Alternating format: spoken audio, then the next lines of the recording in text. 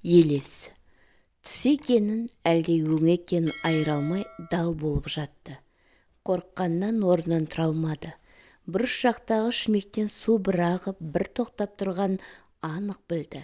Тек қозғалуға, тіпті жан жағына қарауға батылы барар емес. Көзін тар жұмып жата берді. Үрей билеп ұйқыға кеткен екен. Тағы сол дыбыс қайталанды. Жайшылықта баяу ағатын су неменеге шарылдап кетті деп аң-таң күйде жатқан еді. Кенет ыдыс-аяқтың сылдырлаған дауыс естілді. Жер сілкініп жатыр ма деп байқап көрмекші болып еді, олай болмай шықты. Жүрегі кеудесіне симай атқалақтап тұр. Не болса да көрпегі бүркеніп алып, таң атырмақ болды. Осындайда таң атуға ерінгенде түн қараңғылығынан арылар емес. Көзге көрінбес бір бейне үй үшін ары-бері қопарыстырып жүргендей болды. Қорыққаннан даусы шықпай, өз деміне өзі тұншығып, көзі ілініп кеткен екен. Әлде бір алып күш кеудесін басып, шаншып барады.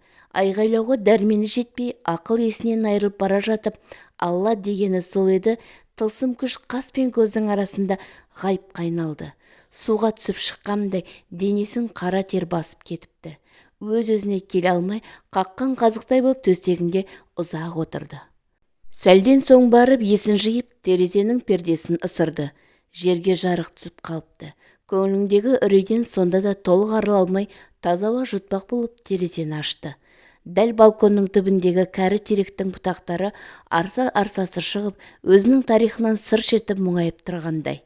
Көзін алмап еді, кәрі ағаш барған сайын жылы ұшырап, қаусаған қарт атасына ұқсап кеткендей болды.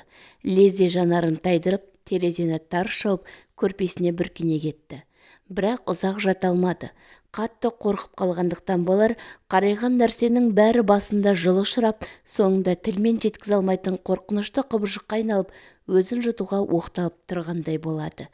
Бала кезде атасының ертегісін тыңдап жатып, ұйқыға бас қоюшы еді. Зерделі қарт көне әңгіменің көмбесін күмбірлетпесе ұйықтай алмайтын. Кейде ұйқысырап далаға да шығып кететін. Ондай сәтте әжесі дем салып ұшықтайтын. Бірақ сонда да түнімен сөйлеп, сандырақтап шығатын. Әрине, ертегінің көбі мыстан кемпірсіз бола ма? Ертегіге әуестігі ат жалын тартып мінген шағында ел аузындағы аңыз әңгімеге деген құштарлыққа ауысты. Көрші ауылдағы 80-нен асқан Мошанбай қарттың әңгімесін тыңдау үшін арнайы жайлауға барып, бір күн еру болмақ. Құлақ құршын қандырып қайтушы еді. Ондағы ойық көнекөз қариялардың ақиқатқа бергісіз әңгімелерін жүйелеп, кітап етіп құрастырсам деген асыл арманы бар тұғын. Бүгін ғой қала жағалы бос белбеу, бос тақым болып кеткені. Бірақ оның да өз себебі бар. Әкесінің қайтқанына жыл өтпей жатып, азаматтық борышын өтеуге шақырылды. Шешесі жібермеймін деп еді, өзінің барғысы келді. Бір жағы өмір көрейін деген ойға бекіді. Бұрын әскерге бір сиыр беріп бара алмаушы едік. Енді бір сиыр беріп бармайтын жағдайға тап болдық. Сол азаматтық борышты өтеп, ауылға оралған соң қалаға аттанды. Шынын айтқанда ауылға симады. Әскери билет бай депутаттың мейрамханасына қарауыл болуға әрең жарады. Бір күн істеп, 2 күн демалады. Тапқаны қыдыру мен тамағынан ауыспайды. Қалада жұмыс істеп жүр екен деген аты болмаса, қоң-торғай тіршілік қана. Жамбасқыны 2 иығына зорға демалатын орыс кемпір тықақтап, күні бұрын алып алады. Бірақ осы тірлігі өзіне ұнайды. Кейде қашанғы бұлай жүре бермекпін деп өзінен есеп алмақшы болғанмен, бәрі жақсы болады деген бір ауыз сөз кейліге кетіп, көңіліне құлта қалтырмайды. Үрейлі тосын оқиғадан соң шынымен сасып қалды. Ертелі кеш жалғыз жүргенде жан-жағына алақтап, әлде біреу тарпа бас салатындай болады да тұрады. Бірақ онысын ешкімге айтқан емес. Аралас-құралас жолдастары өңкей қылжақбастар. Айттың не, айтпадың не, бәрі бір оларға. Бүгін тағы да жалғыз қалды. Қорқыныш билегенмен кімді паналайды? Басқа барар жері жоқ. Білген дұғасын оқып, жарықты сөндіріп төсегіне беттеді. Кірпік емес, көзі бақырайып ұзақ жатты. Түн шымылдығын түсіріп, қарыс адам жерді көрмес түнекке айналғанда барып ұйықтап кетті. Түс көріпті. Түсінде сол баяғы Атыраудың Астраханмен шекаралас жеріндегі айдалада әскерлерге тігілген шатырдың ішінде жалғыз отыр. Қатардағы серіктері кезекті жаттығуға кетіпті. Ұйқысынан оянса, таңсыз беріп қалған екен. Терезені ашып еді, көзі бірден кәрі терекке түсті. Өне бойын тағы сол үрей билей бастады. Көзі ілеспес жылдамдықпен терезені тарс еткізіп жаба салып, жүгіріп төсегіне келді. Түн болса бір сәрі, жерге жарық түссе де, қорқыныштан арыла алмағаннан налып өзінен жеріне бастады. Ең жаманы, өз ойындағы күдік күмәнді жеңе алмау екенін жақсы біледі. Бұрын мұндайы жоқ еді, неге сонша алапат үрейдің шеңгеліне түсіп қалғанын өзі де басып айта алмады. Бір ойы отан алдындағы жауынгерлік борышын өтеп жүргенде жабысқан пәле екенін тек іштей ғана бағамдап көрген, бірақ онда да нақты емес. Әскери өмір деген тәртіп. Оны өзгерту тек мемлекеттің ғана қолынан келетін шаруа. Осы дала үшін бабаларымыз жан алып, жан бергеннің ұрпақтарыңа айтудан жалықпаңдар. Ұлы даланы қорғау сол байтақ далаға бауыр басудан басталатынын көбіміз біле бермейміз. Жауынгер болу әрбір азаматтың міндеті. Абыройы, ары біле білсек, ердің ері ғана тас түлектей жетіліп, шынығып шығатын қасиетті мектеп. Санасына сіңіп қалған бұл сөздерді қатал командир жиі айтушы еді. Күні бүгінге дейін құлағының түбінде жаңғырып тұр. Көзі бақырайып, жауынгерлік өмірін есіне алды. Қақаған суықта иығына автомат асынып, шекара күзеткен күндері қалай ұмытсын. Отан алдындағы борышқа деген адалдық қақаған суықты да, аптап ыстықты да елең қылмайды екен. Әскерде жүрген уағында бірде мынандай оқиға болды. Қатардағы серіктермен бірге ымырт үйіріліп қалған шақта арғы беттегі қалың қамыстың арасынан аяқ киім киген 3 әйелдің өзенге беттеп келе жатқан бейнесін көріп, зәрелері зәр түбіне жетіп еді. Ұшы қиыры жоқ меңіреу далада жалғыз ғана әскерлер тұратын казарма бар. Одан басқа тіршілік иесі, тіпті қанатты деген құсыңыздың өзі ілуде біреу ғана. Ендеше қайдан адасып жүрген періштелер болды екен деген ойға қалып еді. Көп уақыт өтпей, басқа да жауынгерлер арасында ақ көйлекті жұмбақ бейнелер туралы әңгіме желдей есіп жүрді. Сары күздің салқын күндерінің бірінде талапшыл командирінің бұйрығымен тозығы жеткен жеңіл көлікпен Атырауға жолға шықты. Ирелеңдеген қара жол діттеген жерге жеткізер емес. Қу медиен тақыр далада темірдей тәртіптің екі жауынгері және жол бастаушы өз ойларының шүңейтіне батып, үнсіз келе жатыр. Демін ішіне тартқан командир тумасынан сөзге сараң адам. Осы сапарға серік болға жарағандарына марқайып келе жатқан екі жауынгердің қарындары шұрылдап, бір жағы шөл қыса бастады. Командирдің үнсіз отырғанын жақтырмай отырса да сабыр сақтап келеді. Өйтпегенде ше, егер қатам тәртіптің сызғаннан аттап кетсе, екеуін алдыға салып қуалауы да ғажап еместі. Көшкен елдің жұртындай әр жерде қарайған бірдеңелер көзге шалынғаны болмаса, күнге киген қу дала. Тек жусаның иісі ғана тынысыңды кеңейтіп, жанды жадыратады. Осы қарқынмен енді 3 сағат жүрсек, Атырауға да жетеміз, деді командир кенеттен тіл қатып. Жамбастары тесілуге таяған екі жауынгер сыр бермеді. Бірақ тәжірибелі жол бастаушы бәрін сезіп келеді. Көліктің қарқынын баяулатып, ас ауқат ішіп алмақ болып, жолдың шетіне тоқтады. Тек 10 минут қана уақытымыз бар. Ары қарай жолға шығамыз, деді қанға сіңген қаталдығымен. Алда бір алаңы көп. Ойлы шұңқырлы азапты жол басталды. Атарбаның екі доңғалаға әзер сиятын, топырағы беріш боп қатқан қара жолда салдырлаған УАЗикті шорқыратып келе жатыр. Рөлде командирдің өзі. Жолдың екі жағы қалың қамыс. Тілдерін жұтып алғамды үн-түнсіз отырған үшеу. 3 түрлі тағдыр. Командирдің мұндай сапарға еті өліп кеткен. Үнсіздік пе, әлде талғажау еткен уақыттан ба? Екі жауынгер ауық-ауық еснеп маужырай бастады. Бірақ ұйықтауға болмайды. Тәртіп, егер қалғып кетсең, біттім дей бер. Көздері бір ашылып, бір жұмылып отырғанда алыстан көлік тосқан ақ көйлекті шашын жайған әйел адамның сұлбасы көрінді. Айдалада жүрген бұл кім деп аңтарыла бастады шеуі.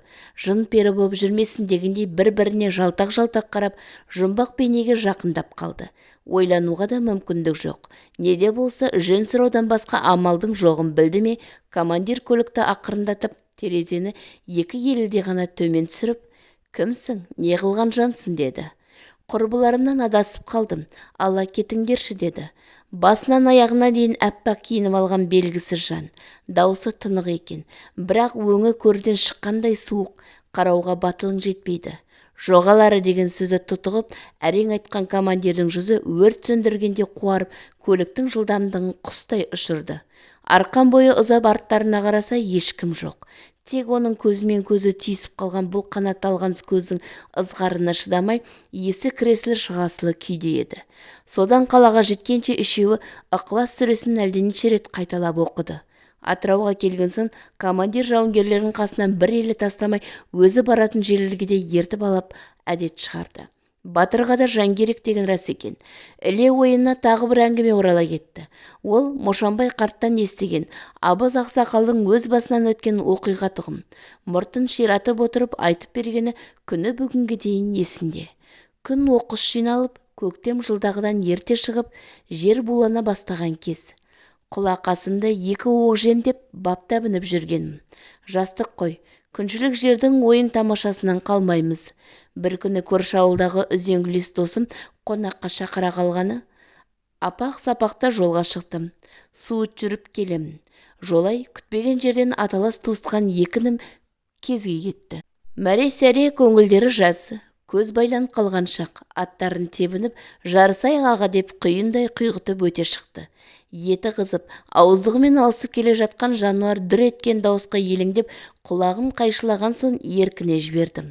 Енді жете бергенде ұшқан құстай, атқан оқтай алыстап кетеді. Шынымды айтсам, құлақ асқаның алдына түсетін қылқұйрық жоқ еді бұл төңіректе. Намысқа тырысып, ашу-ызаға булығып үсті-үстіне қамшыладым. Сонда да жеткізер емес. Арттарына қарап, екі езулері құлақтарына жетіп, ыржалақтап мазаққа айналдыра бастады. Бір заманда атым сүрініп кетіп, Алла дегенім сол еді, алдымдағы екеуі көзден ғайып болды. Содан есімді жисам, атым қалшылдап дір-дір етеді. Ауылдан да недәуір ұзап кеткен екенмін. Өз-өзіме келіп, сәл ес жиған соң, самы жаураған ақжардың етегіндегі шеткейге әрең жеттім. Қара тұяғымнан әл кетіп, денем ауырласа бастағандай. Өз еркім өзінде емес. Бағыма қарай Оспан молданың шаңырағына түсіппін. Атына сыртай қанық едім. Сүлік сорғандай қураған жүзімнен бір сойқанның болғанын сезсе керек. Әлде бірдеңелерді ұзақ күбірледі. Болған жайды қалтырап отырып баяндап бергенімде, орынсыз желік қусаңдар, осындай пәлеге ұрынасыңдар, деп дем салып ұшықтады. Атым қан аралас зар шығарды. Ертесі түс ауа мең-зең болып ауылға оралдым. Жан түршігерлік сол оқиғадан кейін ес жидық қой деп күрсінгені бар болатын. Осы әңгімелерін бәрін ол бала кезінде естіп, есіне жақсы сақтап қалған. Енді есейгенде түсіне кіріп, өзін мазалайтынын білді ме? Әрине білген жоқ. Білген күннің өзінде де тылсым әлемге, адамның ойына келмейтін әпсаналарға деген құмарлығын тоқтататыны анық еді. Жатып-жатып пәтер алмастыруды ойлады. Қайткен күнде де бүгіннен қалмай көшіп кетуім керек деді тістеніп тұрып. Бірақ ол күні үлгермеді. Тағы сол белгісіз дыбыс қайталанып, денесін басқан ауыр салмақтан тұншығып, әрең есін жиды. Көзі жұмылса болды, қорқынышы түс көріп, баяғы қалың қамыстың арасынан көрген ақ көйлекті қара шашты әйел ту сыртынан қанталаған көзімен ішіп жеп қарап тұрғандай шошып оянады. Көп өтпей пәтер ауыстырды. Қуанышында шек жоқ. Пәледен құтылдым, енді жапырап жұмыс істеп, жыртығымды жамайым деген ойға мықтап бекіді. Тірлігінің репеті оңалса, елдегі анасын қалаға көшіріп алу ойында бар еді. Жаңа қоныс жайлы көрінді, жүрегі тыныш, ұйқысы қанық. Бірте-бірте шаруасы оңалып, ырыс құты арта бастады. Ара-тұра өткен күндердің елесіне елітіп, қиялдап кететіні бар. Ондайда бойын жинап, өзін қолға алады. Бұрын қорқынышты киноларды да көп көретін. Соңғы кездері тек қана танымдық кітаптарды оқуда әдетке айналдырды. Ғылым білімге ынтасы артқан сайын, өмірге жаңа келген сәбидей періште кейіпке еніп, санасын тұмшалаған ауыр ойлардың бірте-бірте арыла бастады. Дүние пенденің сынағы екенін түсініп, азат, еркін, шынайы өмір сүрудің жарқын үлгісін кеш емес. Дәл уақытында бағамдай алғанына қабағат шаттанып, тәтті елестің әлдейлеуімен балбырап ұйықтап кете барды.